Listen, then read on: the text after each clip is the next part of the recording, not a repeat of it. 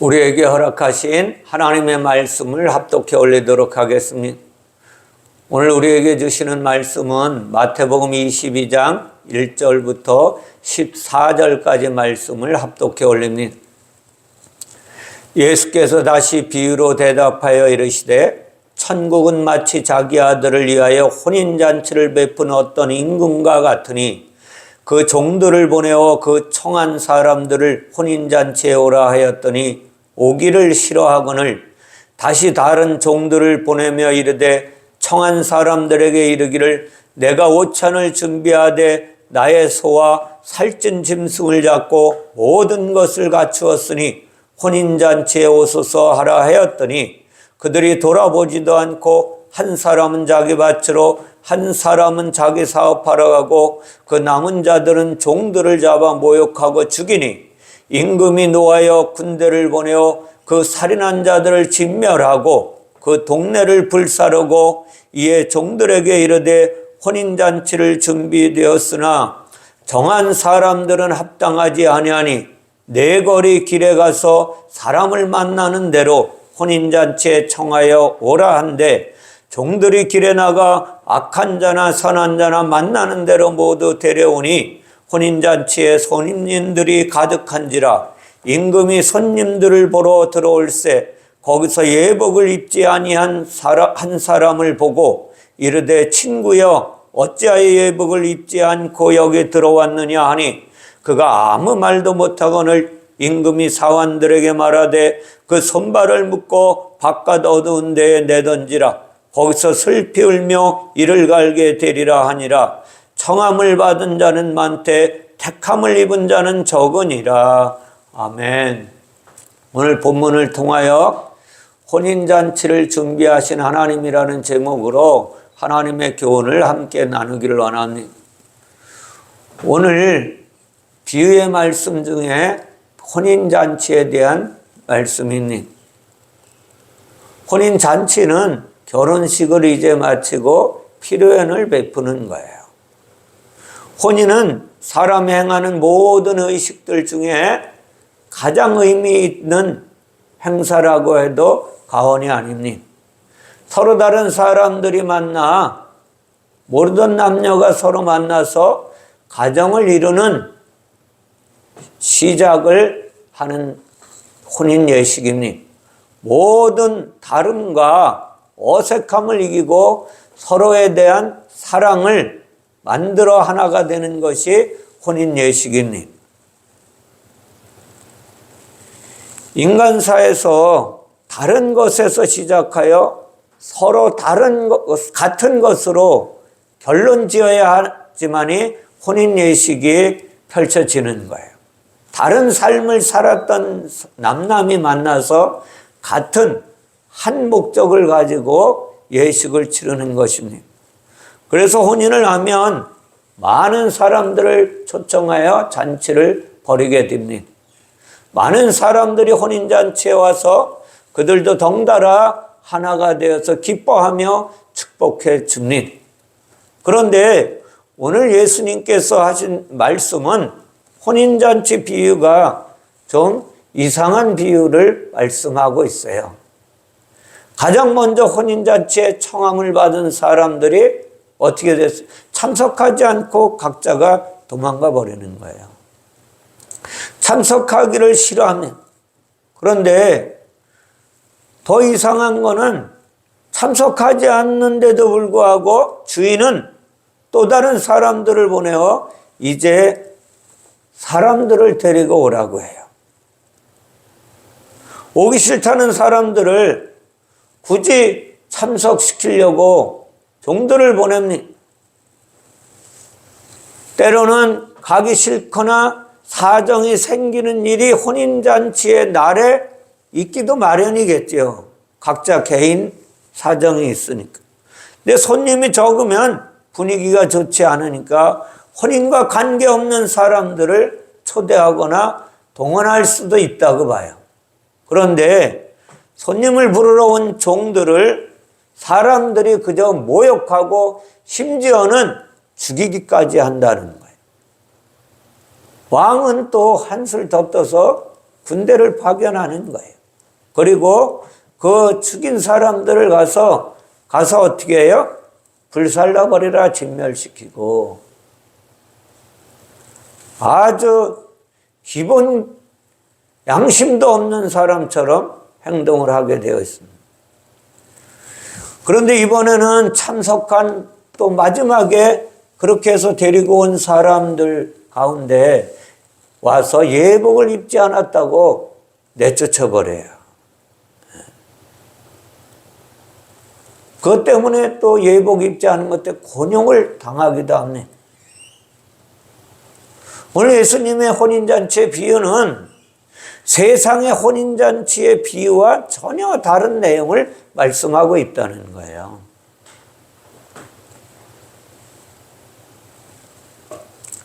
혼인잔치 하나 때문에 많은 사람들이 죽고 상처를 입는 것을 보게 됩니다. 도대체 예수님은 여기에서 무엇을 말씀하고 싶어서 오늘 이 비유를 들어서 우리에게 교훈하시려고 하시는 것이 무엇인지 우리는 발견해내야 하는 거예요. 성경은 어떻게 보면 앞뒤가 맞지 않는 부분이 많이 나타나요. 오늘 혼인잔치도 마찬가지. 이거를 보면 상식을 벗어난 이야기를 하고 계신 거예요. 성경은 다른 종교의 경전처럼 심오하거나 어려운 교리들을 다루지 않고 아주 평범한 이야기를 하는 데 있어서 그것을 이해할 수 없는 것이 있다는 거예요. 쉽게 이해해야 하는데 쉽게 이해할 수 없는 비유를 오늘 주님께서 말씀하고 있어요. 여기서 우리는 하나님의 놀라우신 비밀이 이 안에 담겨져 있다는 사실을 인식하셔야만 돼요. 왜 이러한 성경의 이야기가 펼쳐지느냐? 성경의 모든 이야기는 세상 이야기하는 것 같이 들리지만 영을 말씀하고 있기 때문에 그렇습니다. 영을 담는 책이에요. 영의 이야기를 하는 책이 하나님의 말씀입니다. 성경에 담긴 이야기들은 이 모양이 우리가 사는 세상에서 벌어지는 아주 평범한 이야기처럼 말씀하고 있어요. 그런데 그 속에 있는 내용이 영적인 이야기를 하고 있다는 거예요. 세상 이야기로 영을 설명하라니까, 영적인 이야기를 설명하려고 하니까 세상의 이야기에 맞지 않는 거예요. 세상의 양심의 혼인잔치는 그렇게 사람을 죽이고 벌 주고 내어쫓고 하지 않는 거예요. 근데 이 하나님의 나라 이야기를 하려니까 일부러 사건과 표현이 다른 내용을 말씀하고 있어요. 그래서 우리가 성경을 읽다가 잘 이해하지 못하는 부분이 나타나면 이곳에 하나님의 진리가 숨어 있겠구나 라고 생각하면 정확합니다. 그리고 좀 더 주의를 기울이고 묵상해보고 기도해보고 찾아봐야 하는, 그리고 그것도 안 되면 성령의 갈망을 가지고 성령의 이끌림을 받기를 원하며 구해야만 하는 것입니다. 영의 깊은 진리를 길어내는, 담아 올리는 기쁨은 성령의 이끌림 받아야 올바로 담아낼 수 있는 거예요. 이번 이야기를 알아가는 시작은 역시 혼인잔치입니다. 혼인잔치를 벗어나서는 오늘 교훈을 받아낼 수가 없는 거예요. 앞에서 말한 바와 같이 혼인은 서로 다른 두 사람이 만나서 다름을 극복하고 하나가 되는 것을 혼인잔치라고 말합니다. 성경의 혼인은 세상 사람들끼리의 혼인이 아니라 하나님과 사람과의 혼인을 말씀하고 있는 거예요. 하나님은 영이시고 사람은 육입니다. 영이신 하나님과 육인 사람의 혼인을 이제 바르게 하려니까 어떻게 돼요? 육을 죽여야만 되는 거예요.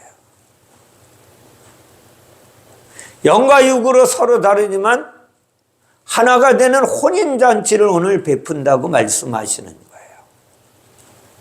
육이 된 사람을 예수 그리스도의 대속으로 인해서 영적인 사람으로 만드는 작업을 하시겠다는 거예요. 육에서 영으로 거듭난 사람과 또 성령으로 오시는 하나님이 하나로 연합되는 혼인잔치가 오늘 비유로 설명하는 하나님의 말씀이에요. 그러므로 성경이 말하는 혼인이 성립되려면 먼저 사람이 어떻게 돼? 죄인이 거듭나지 않으면 안 된다는 걸 아셔야 됩니다. 영이 타락하여 육이 된 사람이 다시 거룩한 영으로 돌려놓아야 하는 것이 하나님의 일이에요. 혼인잔치라고 해서 사람이 초대받았지만 사람이 해야 할 일은 아무것도 없어요. 하나님이 초대하시고 하나님이 벌려놓으시고 하나님이 하시는 일이라는 것을 아셔야만 돼요. 우리는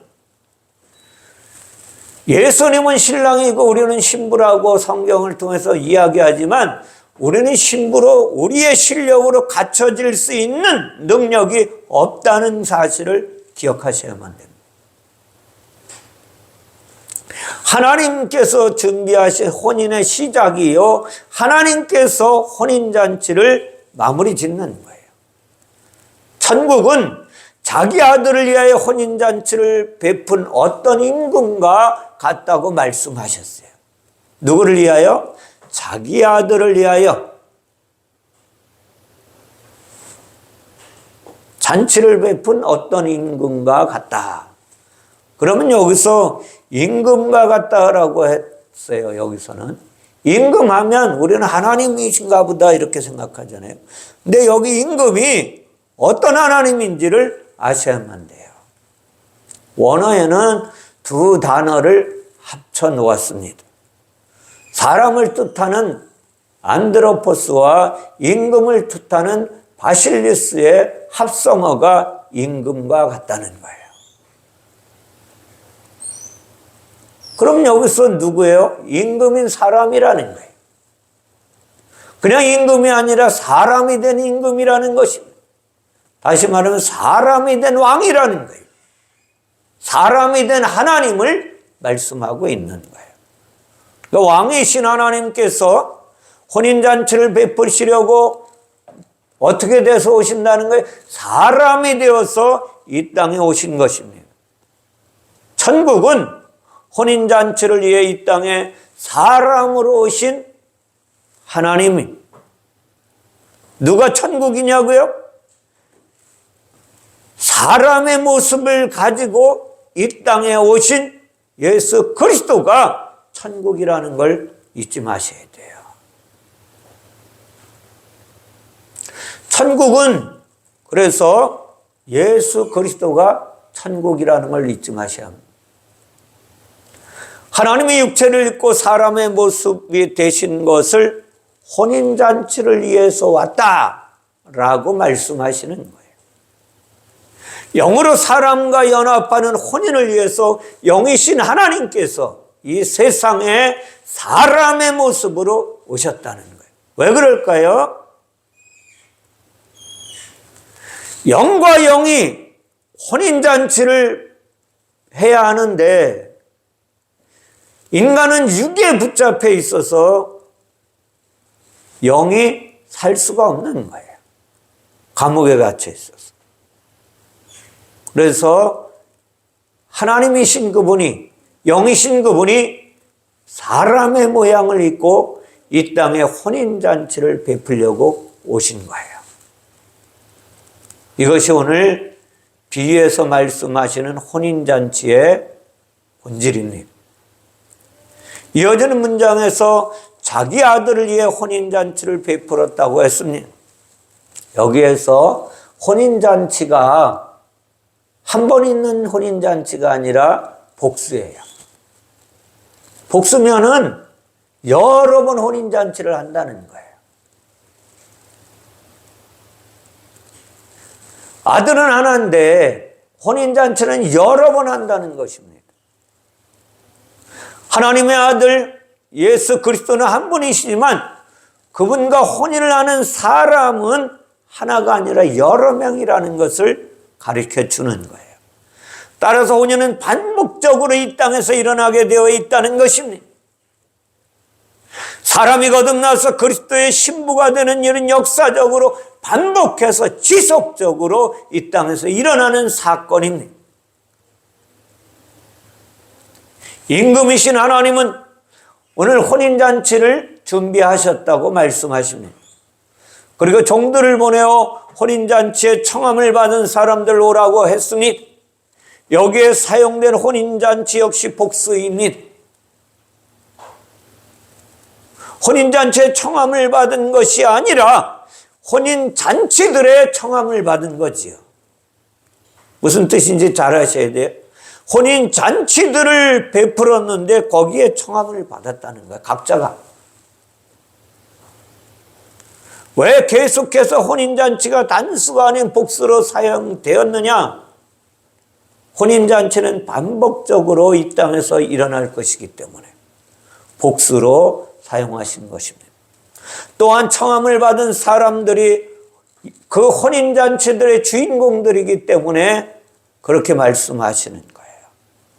청함을 받은 모든 사람들이 혼인을 맺어야 하기 때문에 복수인 것입니다.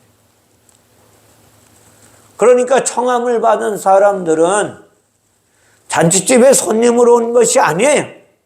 들러리 놀려고 온 것이 아니라 신랑으로 초대받은 것입니다.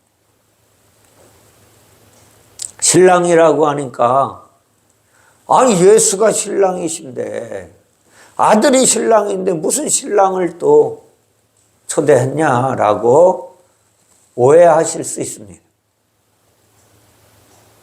근데 임금이 종들을 불러서 신랑들을 불러오라고 한 거예요.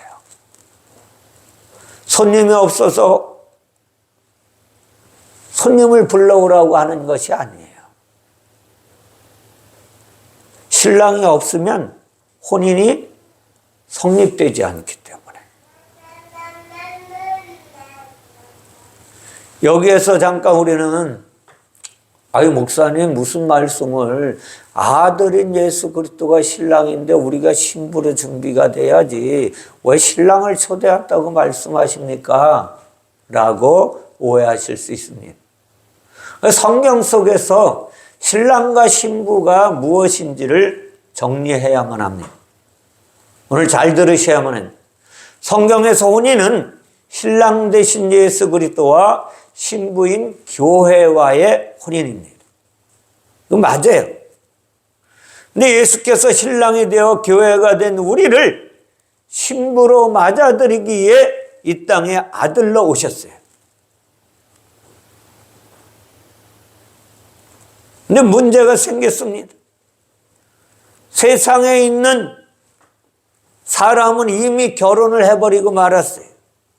누구와 결혼했어요? 육체와 결혼하고 사는 거예요. 육체와. 영인 사람이 육체와 결혼을 하고 사는 거예요. 이것은 하나님 보시기에 결혼이 아니라 육체와 함께 사는 사람들을 무엇이라고 이야기하냐? 간음한 사람이라고 이야기해요. 음행한 자라고 결론을 짓습니다. 영은 영과 육은 육과 결혼하는 법이 합법이잖아요. 그러나 사람은 본래 영인데 육과 결혼한 것입니다. 그래서 신랑으로 오신 예수께서 이것을 이혼시키려고 이제 죽으시는 거예요. 본래는 사람과 결혼한 육체의 신랑이 죽어야 하는데 예수께서 그 육체의 신랑 대신에 오셔서 죽으시는 거예요. 왜 대신하여 죽으십니까? 그냥 죽여버리면 끝날 텐데.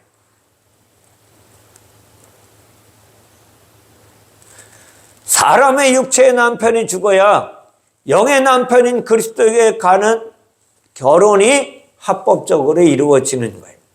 육체의 남편이 버젓이 살아있는데 영의 남편인 그리스도께 가면 이것이 불법이고 음행이라는 것입니다. 성경은. 따라서 사람의 육체의 남편이 먼저 죽어야 합법인데 사람은 스스로 육적인 자아의 남편을 죽이려 하지 않는 거예요. 누구도 그렇게 하려고 하지 않는 것입니다. 저 여러분들도 마찬가지죠. 그래서 예수께서 죄인의 육적인 남편을 대신하여 육신의 몸을 입고 이 땅에 오셔서 죽으신 것입니다. 그리고 이것을 믿음으로 받아들인 사람은 육이 죽었다라고 말하는 거예요. 그리고 영의 그리스도와 함께 부활한 새 생명으로 살아가는 거예요. 예수님은 신랑으로 오셨지만 죽으셨습니다. 육체의 예수는 죽고 영의 그리스도로 부활하셨어요. 부활하신 그리스도는 성령이 되어서 이 땅에 다시 오셨습니다.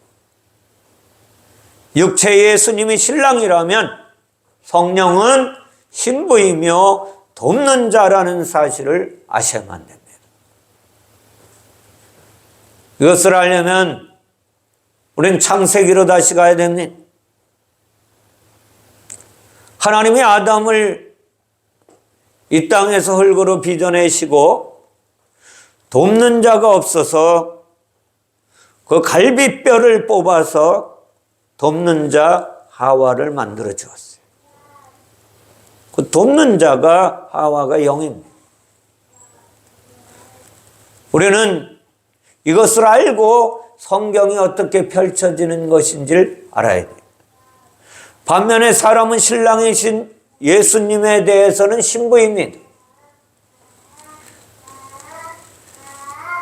여자입니다. 그런데 여자는 뭐예요? 성경에서 여자는 죄인을 말하는 거예요. 육체의 음행을 범한 음란한 신부라는 것을 아셔야 돼요. 이것을 너무나 잘 아시는 하나님은 호세아 선지자를 통하여 음란한 여인과 계속해서 결혼을 하게 합니다. 그를 사랑하게 하고 그와 결혼하게 하고 음란한 여자를 아내로 맞이하라고 계속해서 말씀하고 있습니다. 그런데 이 여자는 이미 육체와 결혼하여 음란한 것입니다. 여자가 육체와 결혼으로부터 자유케 되려면 먼저 이혼해야 하는, 육체와 이혼한 영이 되어야 영의 남편 예수와 혼인을 할 수 있는 것입니다. 육체와의 이혼은 로마서 7장에서 남편의 죽음으로 설명합니다. 육체의 남편을 이야기하는 것이 아니라 남녀가 만나서 결혼해서 그 남편을 이야기하는 것이 아니라는 거예요. 로마서 7장 2절에 다음과 같이 말씀하십니다.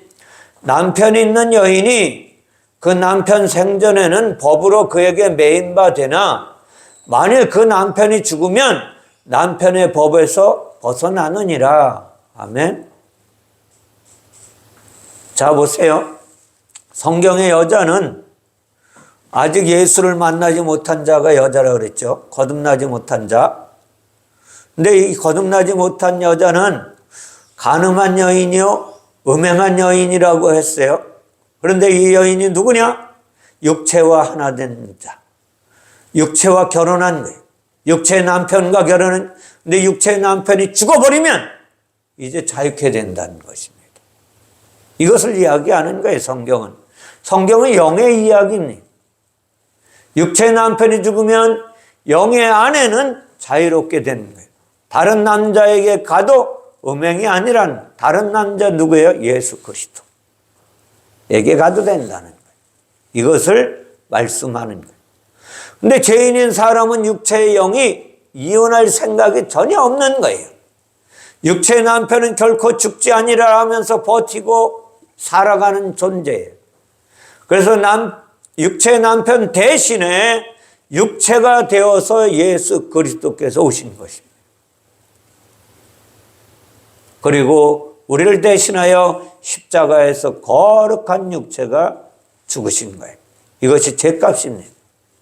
예수님의 죽음으로 죄인들은 육체의 남편에게서 이혼하여 이제 자유인이 된 거예요. 육체의 남편과 헤어져서 자유가 된 여자는 육에서 영으로 거듭난 자를 말하는 것입니다. 성경은 거듭난 사람을 무엇이라고 합니까? 아들이라고 하는 거예요. 그래서 오늘 아들을 위하여 혼인잔치를 준비했다고 말씀하시는 거예요. 육체와 혼인 상태에 있는 죄인은 딸이라고 하고 거듭나서 거룩한 영이 된 사람을 아들이라고 부르는 것입니다. 예수님은 아들로 오셔서 성령의 신부가 되신 것입니다. 그래서 성령이 예수 그리스도의 사역을 계속해서 돕는 거예요. 그리고 예수 그리스도가 십자가에 죽으실 때도 성령으로 죽게 하시고 성령으로 살게 하시는 거예요. 이것이 하나님의 뜻입니다. 사랑하는 성도 여러분, 거듭난 사람과 거듭난 사람의 영과 성령의 신부가 만나서 연합한 것이 오늘 말씀하시는 혼인잔치의 본질이라는 걸 잊지 마시기 바랍니다. 신랑과 신부에 대한 이런 관계를 이해하지 못하면 혼인잔치의 비유를 하나님의 의도대로 은혜받을 수가 없는 거예요. 임금이신 하나님 아버지께서 아들 예수님을 위하여 혼인잔치를 준비했습니다. 그리고 죄인들을 초청하셨습니다. 죄인들을 신랑으로 초청한 거예요. 죄인들이 신랑이 되면 먼저 누가 죽어야 해요? 아들이 죽어야만 되는 거예요. 그러므로 혼인잔치에 청함을 받은 자들은 모두가 아들로 만들기를 원하시는 거예요. 하나님은 동시에 신랑으로 만들어 버리시기 원하십니다. 문제는 신랑들이 혼인잔치에 참석하려고 하지 않는 것입니다. 신랑을 만들려고 하는데 이는 곧 죄인들이 회개하지 않는다는 이야기예요. 음행의 혼인관계를 깨뜨리지 않으려고 하는 것입니다. 죄인이 된 사람들은 하나님을 신랑으로 맞으려고 하지 않는 거예요.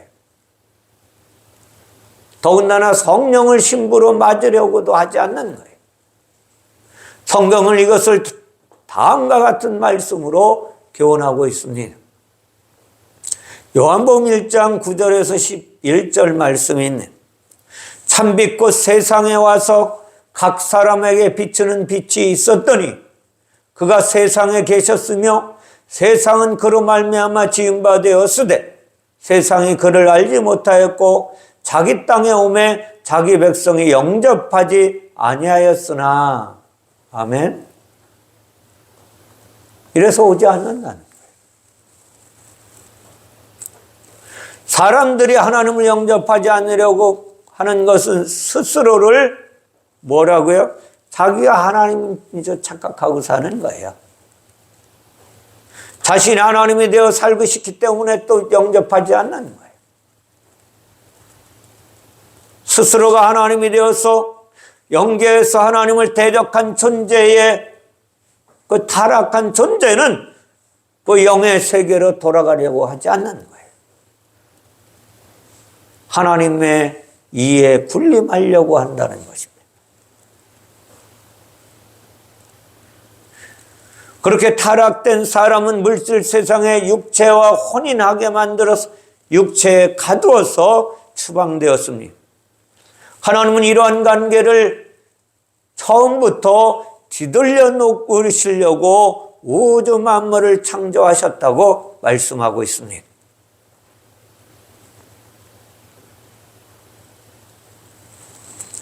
그래서 아들 예수를 보내셨고 예수 그리스도를 우리 대신 죽게 하신 것입니다. 영이신 하나님과 다시 하나가 되는 혼인잔치를 준비하셨다고 오늘 주님은 말씀하시는 거예요.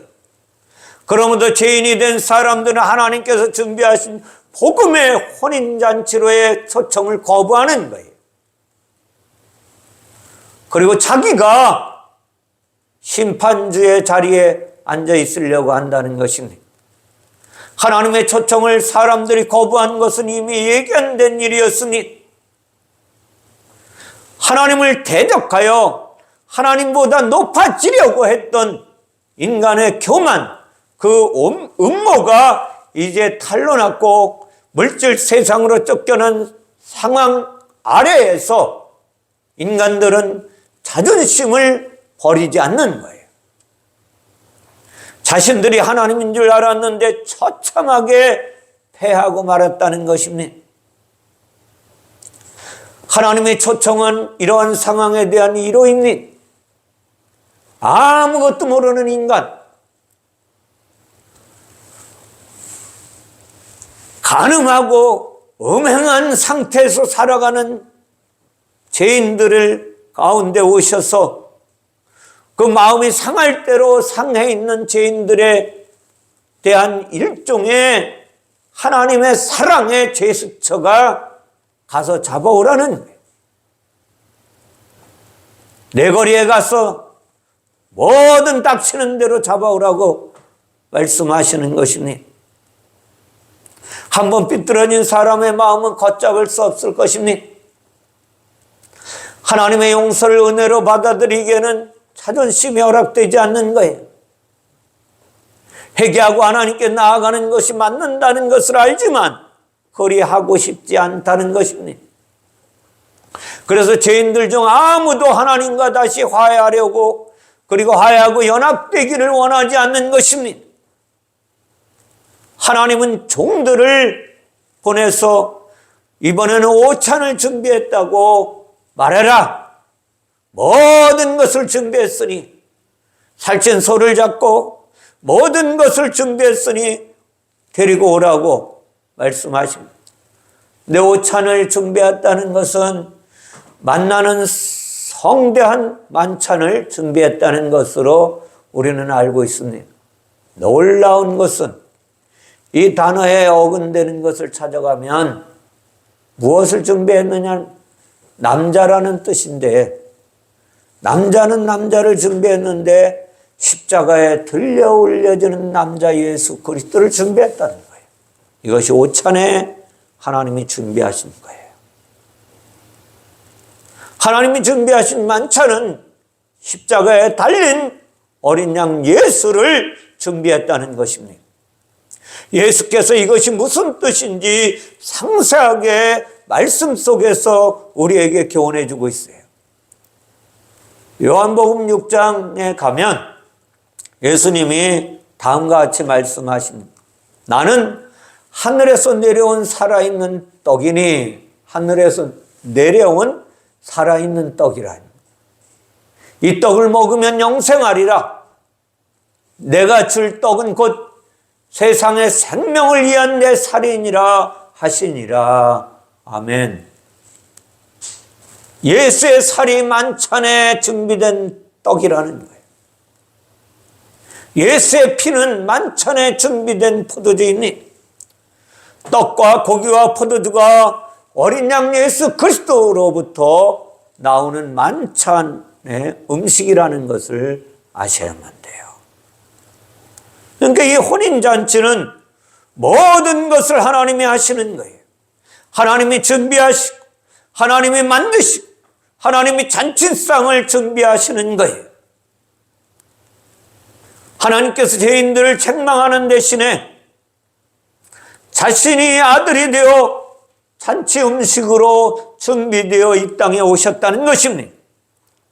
자신을 죄인과의 화해하는 잔치의 음식으로 준비하시겠다고 말씀하시는 것입니다. 그러한 이런 계획을 이미 구약으로부터 약속하신 하나님의 약속이었습니다.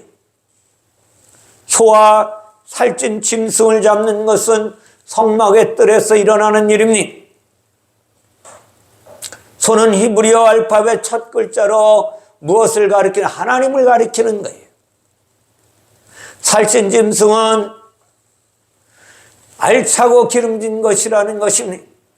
다시 말씀드리면 여기에서 짐승이라는 의미가 없는데 오히려 이 단어의 어근은 시토스라는 단어인데 이 단어를 찾아가면 밀이나 곡식을 이야기하고 있습니다. 살찐 짐승이 아니라 알찬 곡식을 준비했다는, 잘 익은 곡식을 말하는 것입니다. 그러니까 소와 살찐 짐승은 고기로 드리는 화목제와 곡물로 드리는 소제를 누가 준비했다? 예수 그리스도가 준비했다는 거예요. 우리는 아무것도 할 것이 없는 것입니다. 소는 예수의 살과 피이고 살찐 짐승은 곡식의 첫 열매인 그리스도를 말하는 것입니다. 열매거든요. 그리스도는 곧 뭐예요? 성령을 가리키는 것입니다. 구약의 제사는 신약의 예수 그리스도께서 완성하신 영원한 속죄의 제사입니다. 하나님께서 죄인들에게 먼저 손을 내미시는 것입니다. 추방한 것에 대해 화해의 손길을 사랑으로 내미시는 것입니다. 하나님께서 먼저 사과하고 심지어 자신을 잔치 음식으로 준비하면서까지 화해하자고 손을 내미시는데도 죄인들은 도대체 돌아올 기미가 보이지 않는다고 오늘 말씀에 교훈해 주고 있어요. 오히려 화해와 구원의 소식을 전하려고 보낸 종들을 죽이기까지 합니다. 이것을 서신서에서는 너희가 선지자들이 하나님의 말씀을 전하는 그들을 죽였다라고 말씀하고 있는 거예요. 하나님은 더 이상 참을 수 없었습니다. 그래서 하나님은 군대를 보내어 살인자들을 진멸하고 그들의 동네를 불살라버리라고 말씀하십니다. 이러한 장면에서 많은 사람들이 하나님은 사랑의 하나님이라고 하면서 어찌 그렇게 모질게 사람을 쳐 죽이고 불살라버리기까지 하시는 분인가? 시험에 들기도 합니다. 하나님의 사랑과 인내에 한계가 있다고도 말합니다. 영원하신 사랑이나 어떤 죄도 용서하시는 용서 따위는 하나님에게 없는 것 같다고 말하기도 합니다. 우리는 여기서 다시 구약으로 돌아가야 왜 하나님께서 죽이고 불살라버리라고 하셨는지 알 수 있는 것입니다. 신명기 2장 14절 15절에서는 다음과 같이 광야를 지나온 자들에게 이렇게 말씀하십니다. 가데스 바네아에서 떠나 세레 시내를 건너기까지 38년 동안이라. 이때는 그 시대의 모든 군인들이 여호와께서 그들에게 맹세하신 대로 진영 중에서 다 멸망하였나니 여호와께서 손으로 그들을 치사 진영 중에서 멸하신 고로 마침내는 다 멸망되었느니라. 아멘. 이것을 가지고 목사님들은 광야에서 1세대는 다 되져버렸다고, 죽어서 없어졌다고, 우리는 그렇게 하면 안 된다고 이렇게 말하죠. 이스라엘 백성들은 광야에서 모두 멸망했다고 말하고 있습니다. 가나안 땅에 들어간 사람은 여호수아와 갈렙뿐이었습니다. 그러니까 사람들은 하나님께서 광야 40년 동안 순종하지 않는 1세대를 다 죽여버렸다고 이야기합니다. 출애굽 당시 20세가 되지 않은 사람과 광야에서 태어난 출애굽 2세대만 가나안에 들어갔다고 착각을 하고 자기 생각대로 하나님의 말씀을 풀어헤칩니다. 오늘 이 신명기 말씀 중에 멸망하다로 번역된 하나님의 말씀이 원뜻이 무엇인지 우리는 잘 알아야 돼요. 원뜻은 완성하다는 뜻이에요. 무엇을 완성하다는 거예요? 의인으로 완성됐다. 광야 40년 동안 이제 훈련을 시켜서 거룩한 하나님의 사람으로 완성했다는 것입니다. 멸망하여 죽는다는 뜻이 아니에요. 우리가 생각하는 대로 육체가 죽임을 당한 것이 아니라 영이 완성되었다는 것입니다. 영이. 하나님을 대적하던 죄인들의 영이 광야 40년과 훈련과 교육을 통하여 하나님께서 합당한 사람으로, 하나님과 하나가 되는 사람으로 완성한다는 이야기예요. 굳이 멸망했다는 이유를 들어서 말한다면 옛사람이 멸망해버린 거예요. 옛사람. 타락한 영이 멸망당하고 거룩한 영이 되었다는 하나님의 교훈입니다. 하나님께서 혼인잔치에 참석하기를 거부한 사람들이 군대를 보내어 진멸하고 동네를 불사른 것도 이와 동일한 맥락에서 하나님의 말씀이 풀려져야만 하는 거예요. 하나님께서 모세를 통해 이스라엘에게 이집트를 떠나라고 하셨습니다. 이집트는 어떤 나라인지? 음행의 나라예요. 영이 육과 연합되어 육체로 살아가는 인생의 나라가 이집트입니다.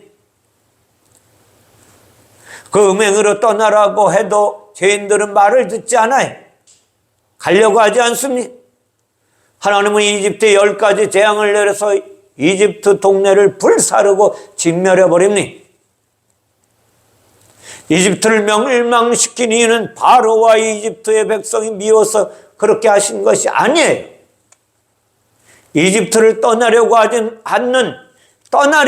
않는 이스라엘 백성들을 위한 것입니다. 하나님은 이집트 동네를 불살랐고 어린 양으로 유월절 만찬을 하나님께서 준비해 주셨어요. 그리고 그것을 먹는 자들에게 출애굽시켜 주셨습니다. 혼인잔치 음식은 준비되었는데 오늘 그 잔치에 참석할 신랑들이 준비되지 않았다고 말씀하시는 거예요. 왕이신 하나님은 종들을 다시 보내요. 그때는 군대를 보내요. 네거리 길에 가서 보이는 사람을 모두 데려오라고 말씀하셨습니다. 그 사람이 선한 사람이든 악한 사람이든 가리지 말고 모두 닥치는 대로 데리고 오라고 말씀하십니다. 여기에서도 네거리라는 단어를 사용하셨잖아요. 네거리의 원어를 보면 탈출구라는 뜻입니다. 다시 말하면 이집트를 탈출시켰던 하나님의 은혜가 여기서도 똑같은 은혜를 펼쳐 놓으시겠다는 거예요. 탈출구에 가서 데리고 오라는 거예요. 아무렇게나 데려오라는 것이 아니라 네거리는 그러므로 빠져나가는 길이고 그것이 출애굽의 주제라 말씀하고 있는 거예요. 하나님께서 종들을 보내어 초청한 사람들이 출애굽한 사람이란 죄악의 길에서 탈출하여 하나님의 길을 걷겠다고 선언한 사람들을 초청해 내시는 거예요. 이 초청에는 선과 악의 행위가 필요하지 않습니다. 오직 유월절 어린 양 예수의 피만 필요한 거예요.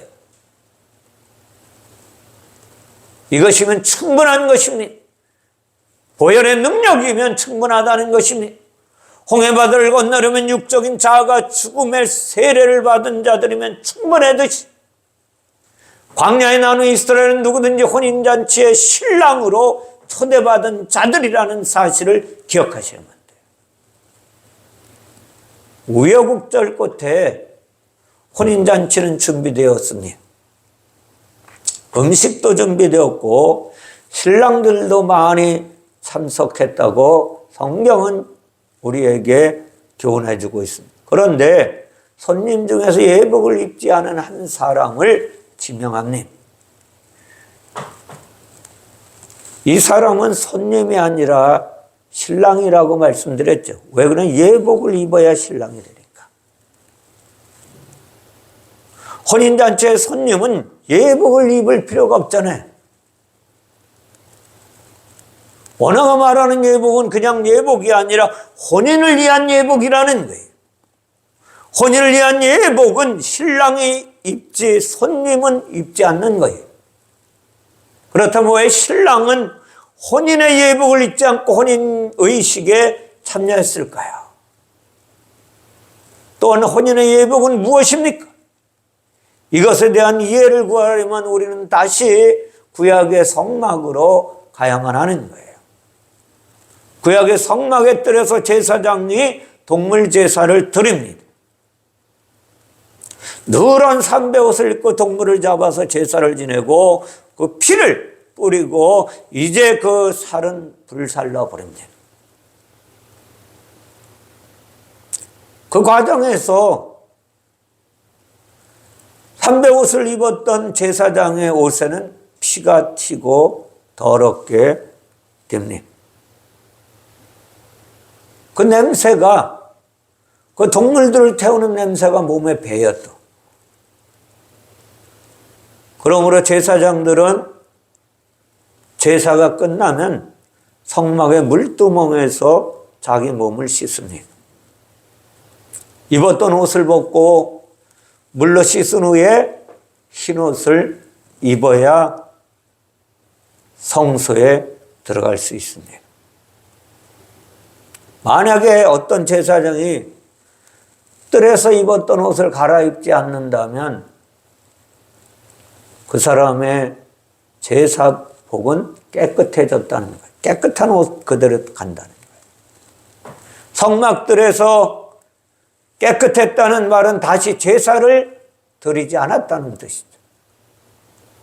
동물 제사를 드리지 않았으니 옷에 피가 튀기거나 똥 같은 오물들이 묻을 일이 전혀 없다는 거예요. 자,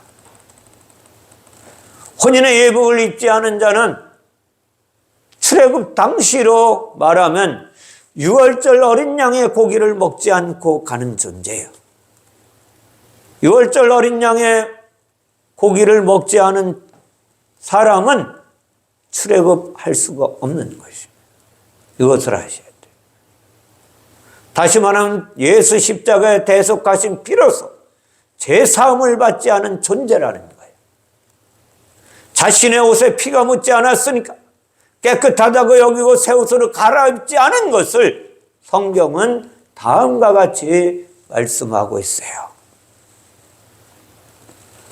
계시록 7장 13절 14절이니 장로 중 하나가 응답하여 나에게 이르되 흰옷 입은 자들이 누구며 또 어디서 왔느냐?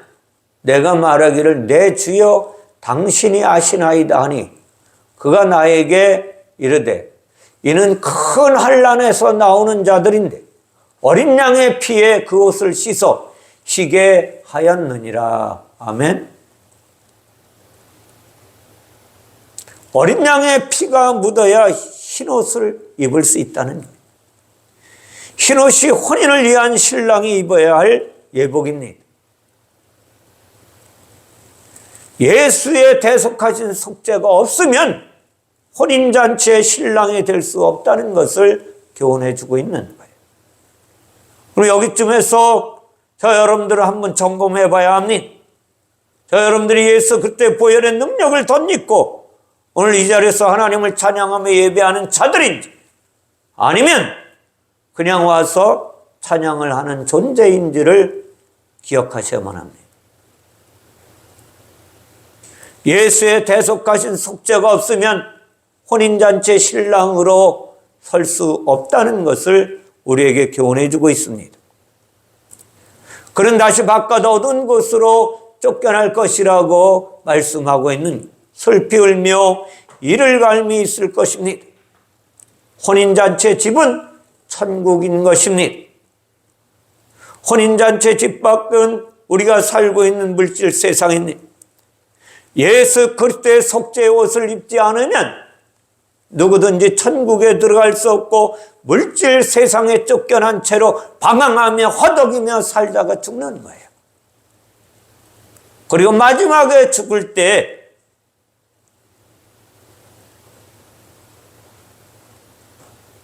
어떻게 되겠어요? 마지막에 죽을 때 발광을 할 수밖에 없는 것입니다. 가는 곳이 보이니까. 사랑하는 성도 여러분, 천국은 예수의 피로 만든 흰옷을 입고 성령과 연합된 거듭난 아들들만이 들어가는 혼인의 집이라는 사실을 기억하셔야만 합니다.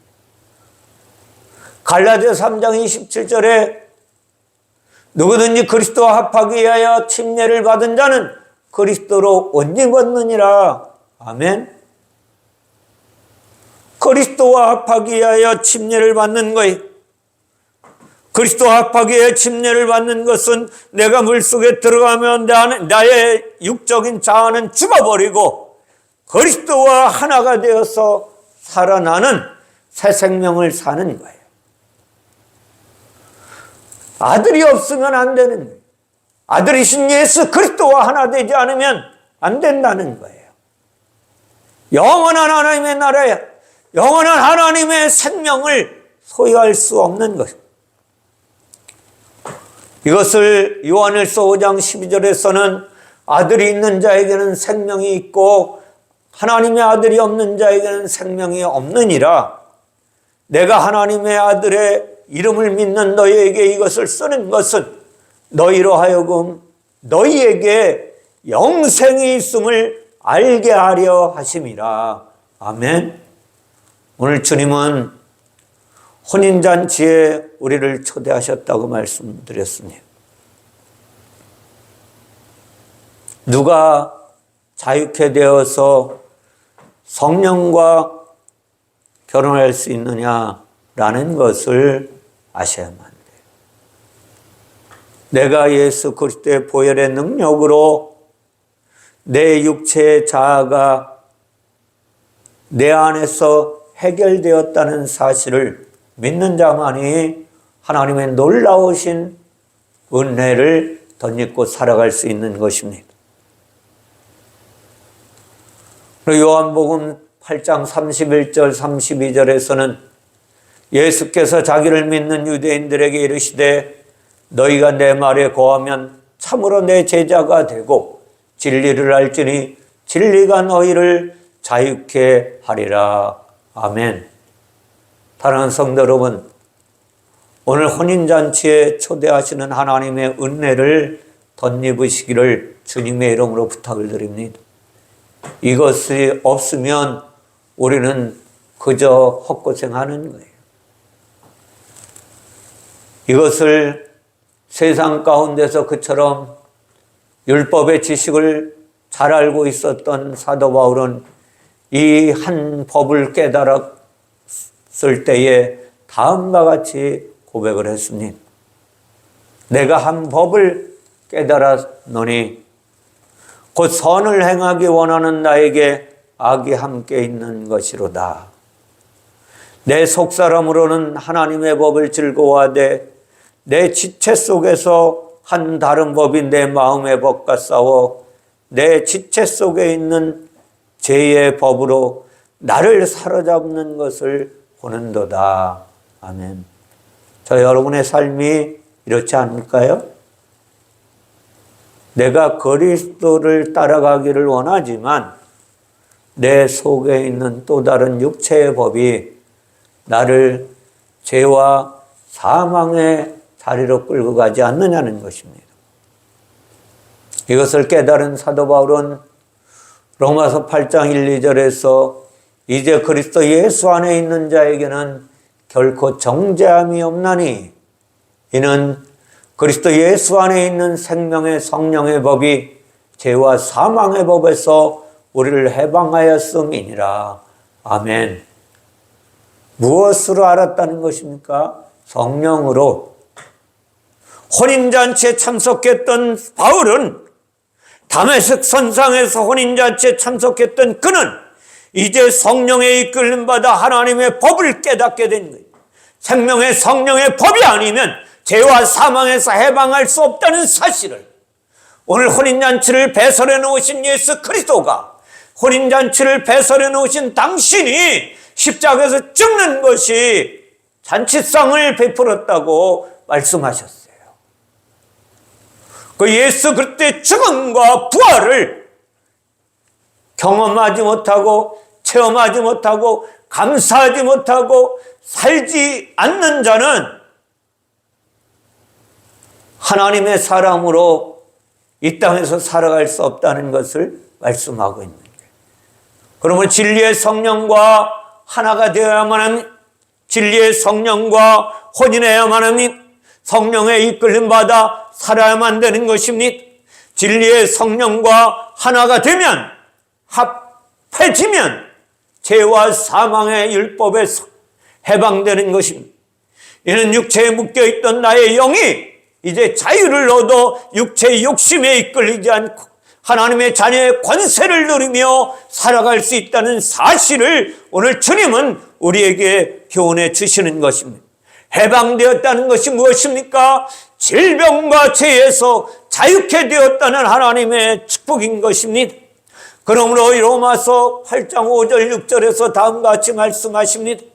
육체를 따르는 자는 육체의 일을, 영을 따르는 자는 영의 일을 생각하나니 육신의 생각은 사망이요 영의 생각은 생명과 평안이니라. 아멘. 육신의 생각은 사망이라는 거예요.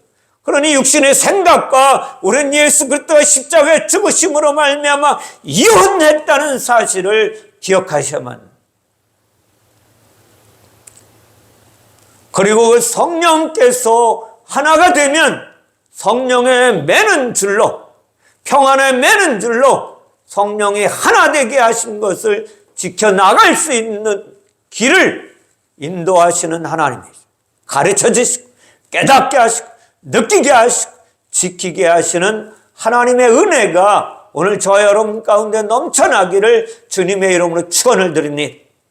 오늘 혼인잔치에 초대하시는 하나님의 은혜, 내가 죽어가는 형벌의 틀에서 예수 그리스도가 십자가에서 죄인의 모양으로 오셔서 죽으시고 성령으로 부활하셔서 우리 안에 신부로 오셔서 우리를 돕는, 그리스도인들을 돕는, 하나님의 아들들을 돕는 사역을 감당하시는 하나님의 놀라우신 은혜가 저와 여러분 가운데 넘쳐나기를 주님의 이름으로 축원을 드립니다.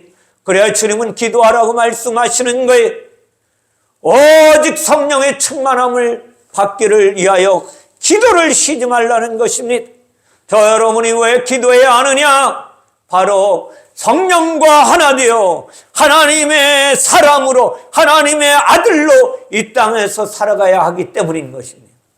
그러므로 우리가 기도해야 하는 것입니다. 성령의 충만함을 받아서 더 이상 육체의 욕심에 얽매이지 않게 하시고 성령의 이끌림마다 저 영생의 소망의 나라를 갈망하며 그것을 향하여 다른 박질 쳐가는 주인공으로 살아가시기를 주님의 이름으로 축원을 드립니다. 그리하여 내 안에 있는 질병이 떠나가고 내 안에 있는 아픔과 고통이 떠나가는 하나님의 사람으로 세워지기를 주님의 이름으로 축원을 드립니다.